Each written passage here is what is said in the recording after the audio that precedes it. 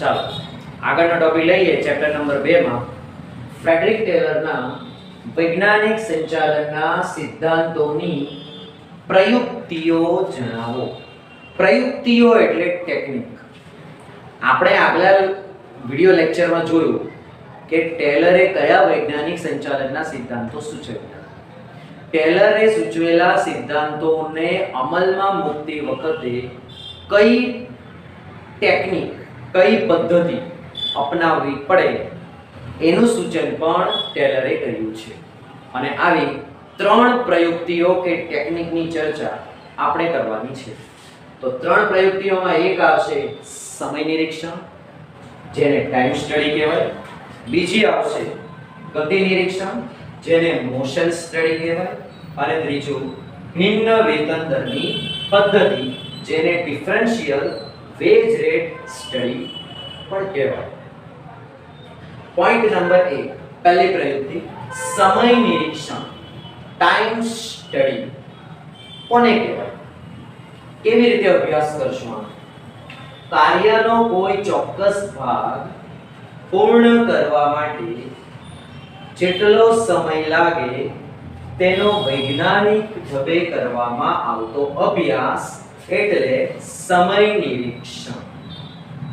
ટેલરે શું કહ્યું કે કાર્યના કોઈ ચોક્કસ ભાગને, મતલબ કોઈ ચોક્કસ કાર્યને પૂર્ણ કરવા માટે કેટલો સમય લાગવો જોઈએ તેના વૈજ્ઞાનિક રીતે થયેલા અભ્યાસને જ સમય નિરીક્ષણ કે ટાઈમ સ્ટડી કહેવામાં આવે છે.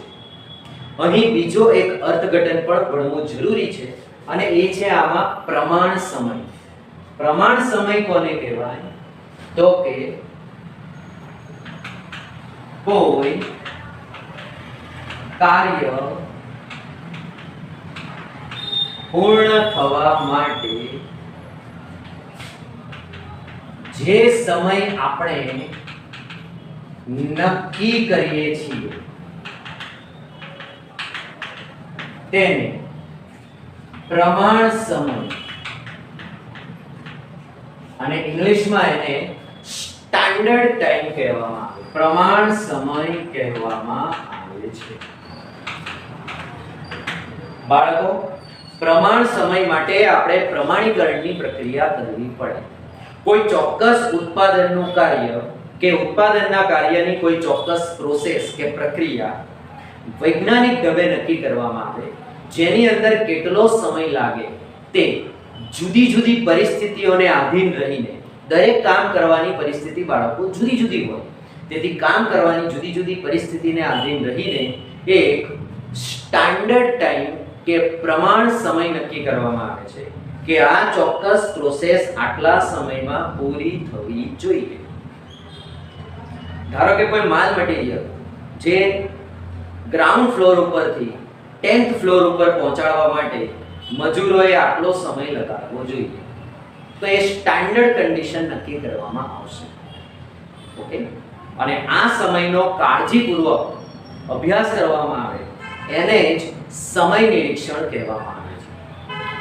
સમય નિરીક્ષણ કરવાથી સાધનોને થતો ખોટો બગાડ, સાધનોનો થતો બગાડ અને ખોટો સમય જે લાગે છે તેને દૂર કરી શકાય છે. તો આ છે ટાઈમ સ્ટડી. ચાલો બીજું, ગતિ નિરીક્ષણ, મોશન સ્ટડી. અહીંયા આપણે સમય નિરીક્ષણ અને પ્રમાણ સમયની વાત કરી અને અહીં આપણે ગતિ નિરીક્ષણ અને પ્રમાણ કાર્યની વાત કરીશું. ગતિ નિરીક્ષણનો મતલબ થાય કામદાર જ્યારે કામ કરતો હોય ત્યારે કામ દરમિયાન તે કેટલીક હલનચલન પણ કરે છે. જુઓ, અર્થઘટન સમજો, ત્યાર પછી હું તમને સમજાવું છું. ગતિ નિરીક્ષણ એટલે બિનજરૂરી ખોટી દિશામાં થતા બિન કાર્યક્ષમ હલનચલનમાંથી ઉદ્ભવતા બગાડને દૂર કરવાની પદ્ધતિ. શું કીધું છે? બિનજરૂરી અને ખોટી દિશામાં જે બિનજરૂરી હલનચલન થાય તેના લીધે જે સાધનોનો બગાડ થાય તેને દૂર કરવાની પદ્ધતિને ગતિ નિરીક્ષણ કે મોશન સ્ટડી કહે છે. જુઓ પોઈન્ટને સમજો. કામદાર જ્યારે કામ કરે છે ત્યારે કામ દરમિયાન તે ઘણી બધી હલનચલન કે મૂવમેન્ટ કરતો હશે. દાખલા તરીકે કોઈ વસ્તુને, કોઈ કાચા માલને મશીનરીમાં નાખવાની પ્રોસેસ, બરાબર છે, કોઈ વસ્તુને ઉપાડીને દૂર સુધી લઈ જવાની પ્રોસેસ, બરાબર, કોઈ હાથ પગની મૂવમેન્ટ થતી હોય, કોઈ હલનચલન થતા હોય. હવે આવા હલનચલન કે મૂવમેન્ટ્સ બે પ્રકારના હોય. સમજો બાળકો, એક કામના હોય અને બીજા નકામા હોય. કામના અને નકામા, કામની હલનચલન થવાથી ઉત્પાદકતામાં વધારો થતો હોય અને કામ પરિપૂર્ણ થતું હોય, જ્યારે નકામી હલનચલનને કારણે સમય પણ વેસ્ટ જતો હોય અને શ્રમ પણ વેસ્ટ જતો હોય અને થાક લાગતો હોય. જો કોઈ કામમાં તમે જરૂર કરતા વધારે મૂવમેન્ટ કરશો, જરૂર કરતા વધારે હલનચલન કરશો તો તેમાં તમને થાક લાગશે, તેનાથી તમારી કાર્યક્ષમતા નીચી જશે. એટલે ટેલરે સૂચવ્યું કે જો શ્રમની લઘુત્તમ બગાડની પદ્ધતિ નક્કી કરવી હોય અને એની યોજના અપનાવવી હોય અને સાધનોનો ઇષ્ટતમ ઉપયોગ કરવો હોય તો ગતિ નિરીક્ષણની પદ્ધતિ, ગતિ નિરીક્ષણની ટેકનિક અપનાવવી પડશે. અહીં કામદારોની હલનચલનને નક્કી કરવામાં આવશે અને વધારાની હલનચલનને દૂર કરી, રિડ્યુસ કરીને ખોટી દિશામાં જે મૂવમેન્ટથી સાધનોનો બગાડ થાય છે, સમય વેસ્ટ જાય છે, શ્રમિકને થાક લાગે છે, એ ઔદ્યોગિક થાકને દૂર કરી શકાય છે અને ઉત્પાદકતામાં વધારો કરી શકાય છે. ઓછા સમયમાં વધુ કાર્ય કરવા માટે ગતિ નિરીક્ષણની પદ્ધતિ અપનાવવામાં આવે છે.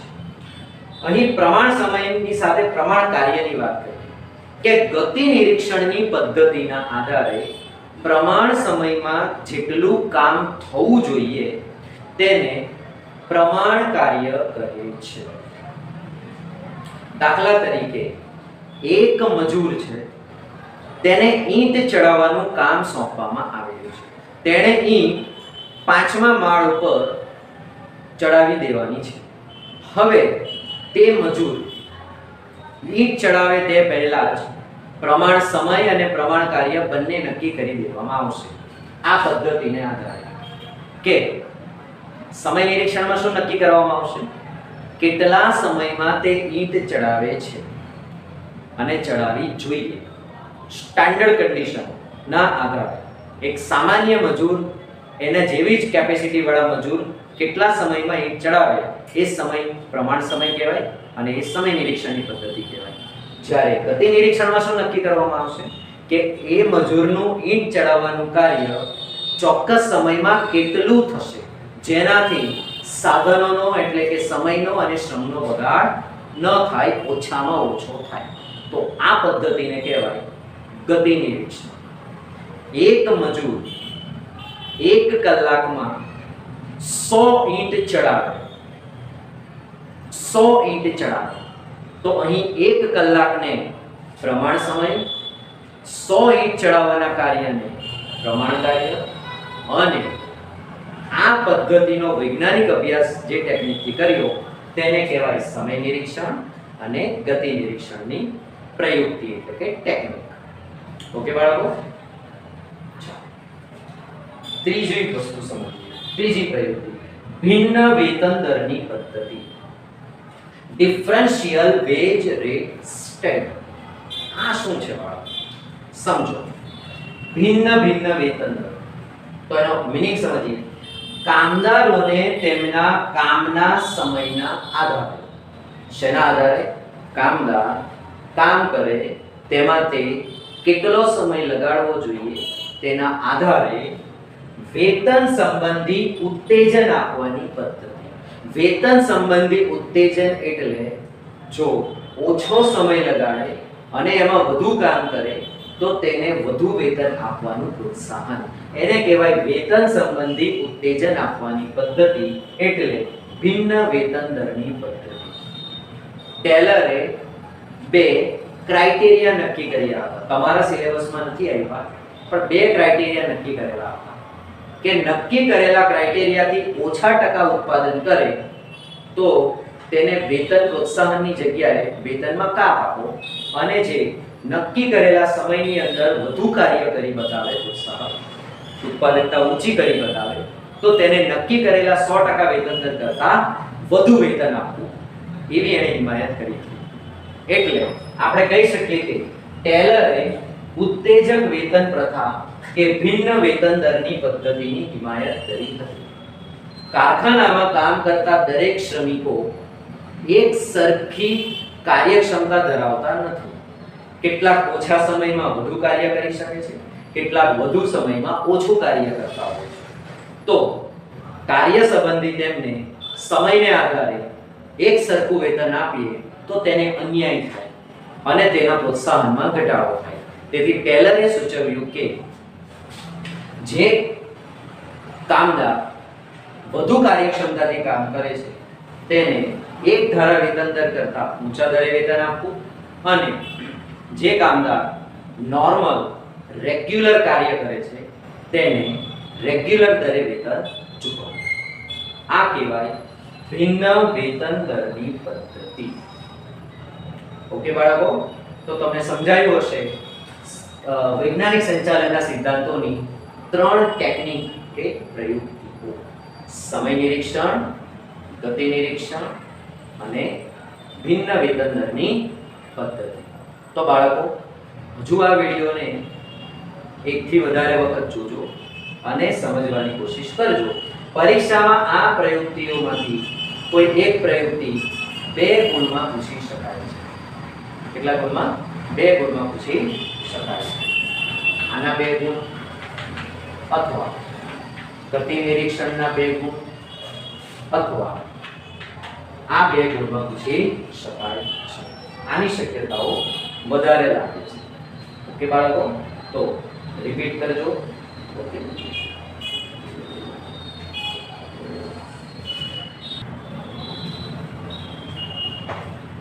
તો અહીં ફ્રેડરિક ટેલર અંગેની ચર્ચાઓ સંપૂર્ણ થાય છે. હવે આપણે આગળ વાત કરીએ આપણા સિલેબસની અંદર બીજા સંચાલન વિશારદ જેનું નામ છે હેનરી ફેયોલ. તો હેનરી ફેયોલના સિદ્ધાંતોની ચર્ચા હવે આપણે કરીએ. હેનરી ફેયોલ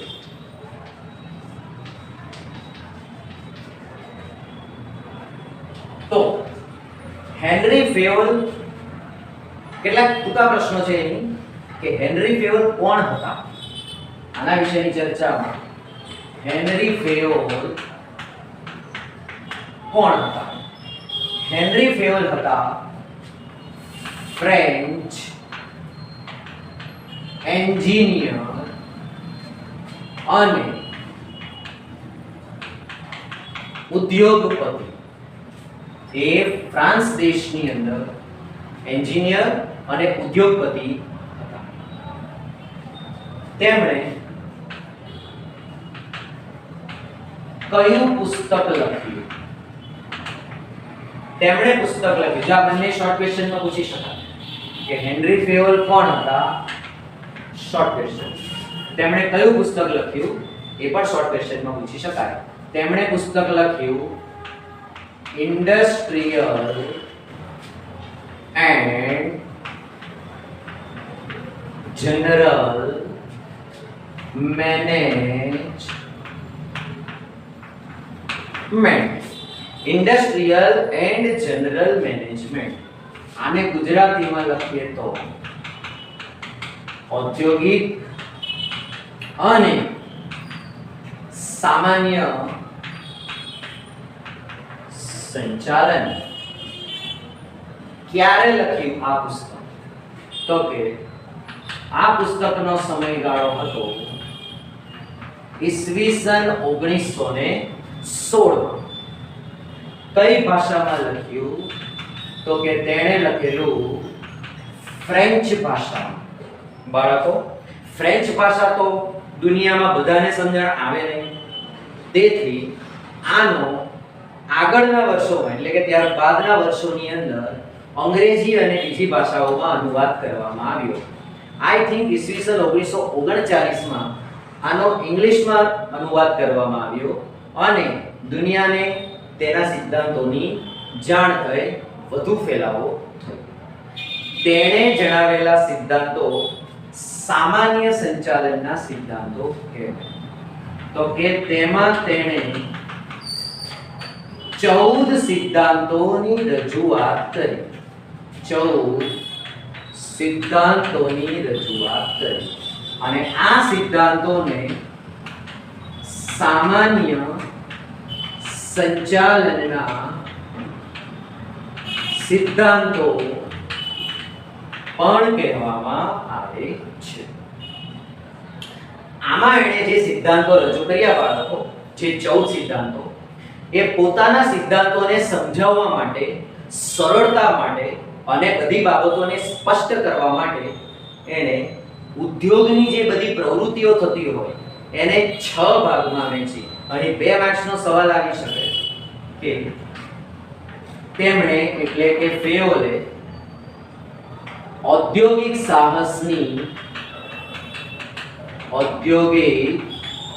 સાહસની મતલબ ધંધાકીય એકમની વહીવટી પ્રવૃત્તિઓને સરળતા ખાતર 6 ભાગમાં વહેંચી હતી. તો 6 ભાગ કયા 6 વિભાગમાં વહેંચી હતી? તો કે એક, ટેકનિકલ પ્રવૃત્તિઓ.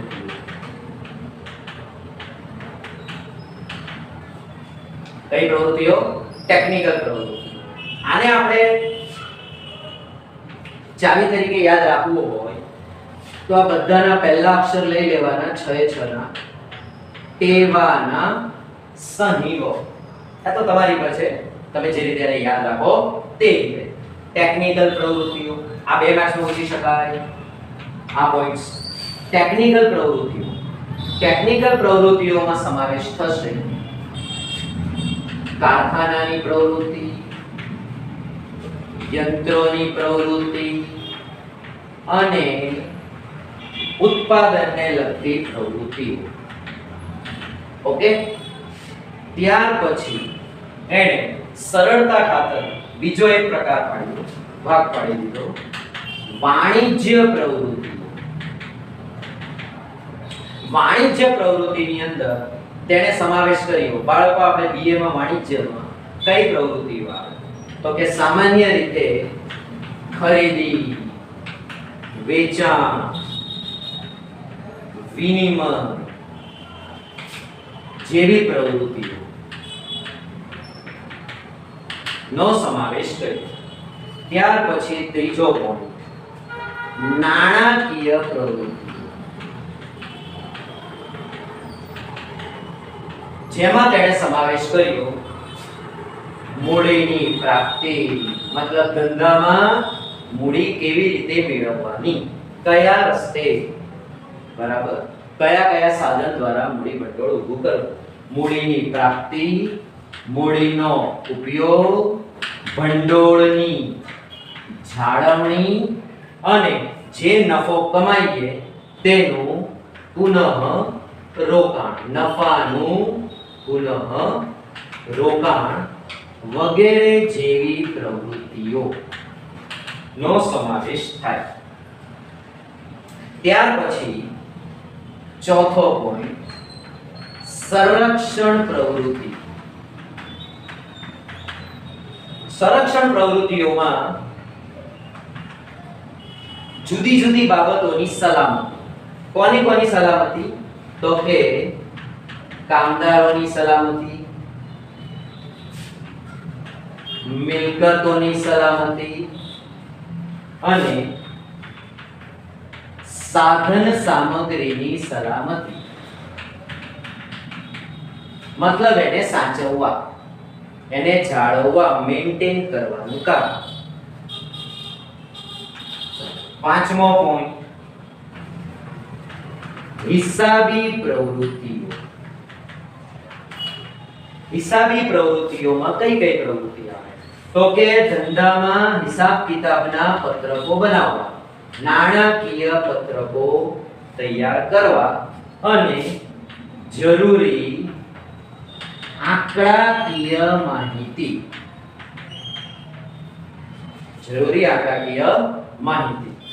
અને છઠ્ઠું વહીવટી પ્રવૃત્તિ એટલે કે સંચાલકીય પ્રવૃત્તિ. આ પ્રવૃત્તિની અંદર યાદ કરો આગળના ચેપ્ટરમાં આપણે ભણી ગયા કે ફેયોલના મતે સંચાલનના કાર્યો કયા છે. તો ફેયોલના મતે સંચાલનના કાર્યોમાં તેણે સંચાલનમાં સૂચવ્યા આયોજન, પ્રબંધ એટલે કે વ્યવસ્થા તંત્ર, દોરવણી, સંકલન અને અંકુશ આ કાર્યોનો સમાવેશ તેણે સંચાલકીય કે વહીવટી કાર્યોની અંદર કર્યો.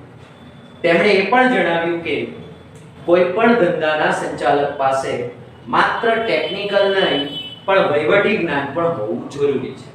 તેણે જે તે એકમની કામગીરીની પદ્ધતિથી પણ વાકેફ હોવું એટલે કે માહિતગાર હોવું જોઈએ. તેમણે પોતાના પુસ્તકની અંદર 14 સિદ્ધાંતો રજૂ કર્યા જે સામાન્ય સંચાલનના સિદ્ધાંતો તરીકે ઓળખાય. તો નેક્સ્ટ લેક્ચરની અંદર આપણે એ 14 સિદ્ધાંતોની ચર્ચા કરીશું. અત્યારે આમાંથી 2 માર્ક્સના ક્વેશ્ચન પૂછી શકાય. એક તો તમારા હોમવર્કનો ક્વેશ્ચન આવશે, હોમવર્ક લખી લો. એક તો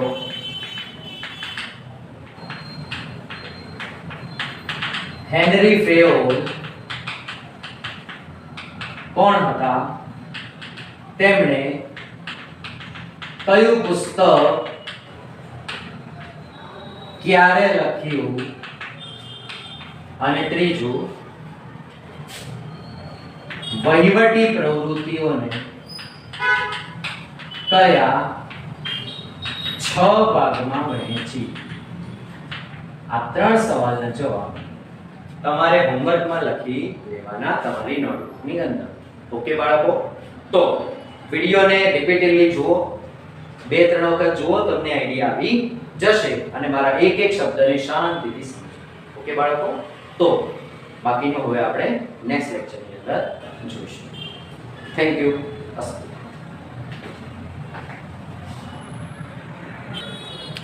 બાળકો, સંપૂર્ણ બોર્ડ વર્ક તમને દેખાઈ રહ્યું હશે તો તેની કોપી કરી લેવી અને જરૂરી માહિતી તમારે તમારી નોટમાં કોપી કરી લેશો. Okay, thank you.